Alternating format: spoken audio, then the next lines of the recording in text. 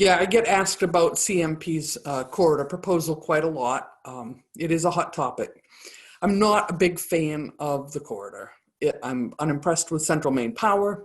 They cut corners when they implemented their new billing system. And when it didn't work right, they were high-handed with customers who were justifiably angry about their bills, which got absolutely ridiculous.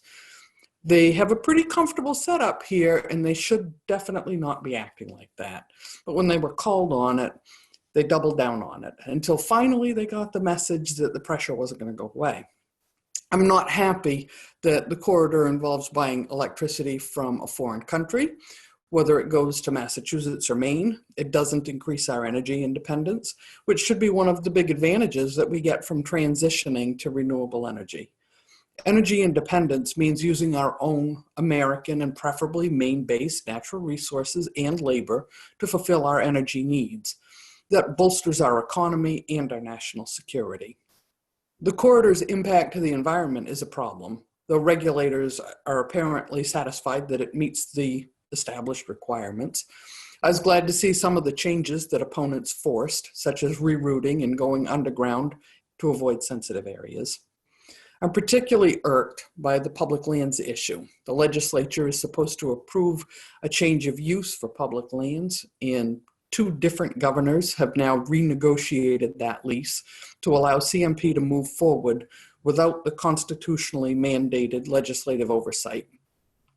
There is a second referendum moving forward that will challenge that, and I look forward to seeing that process unfold. I don't know yet how I'll vote. It depends on the details, but if they broke the law to get this approval, then the approval has to be rescinded. I don't think there's any two ways about that. No matter how we produce electricity, there will always be downsides to it. Burning fossil fuels has poisoned our lakes and our air. Children and pregnant women in Maine still should not eat any fish from our lakes because of the coal plants in the Midwest.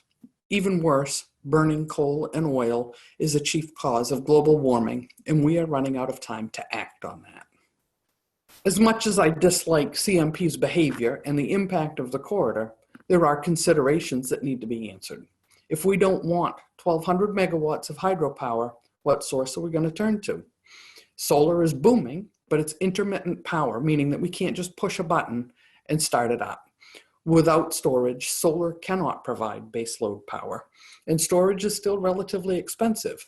I've been working to make renewable energy and storage more feasible for Maine, but it cannot compete with the price of hydro. Although the corridor's opponents are vocal and they're visible, I hear from many people who support this development.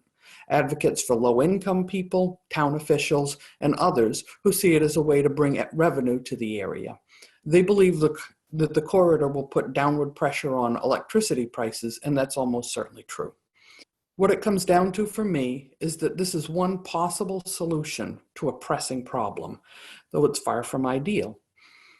Derailing our regulatory system in order to stop the corridor would absolutely have a chilling effect on any kind of large-scale development in Maine for the foreseeable future.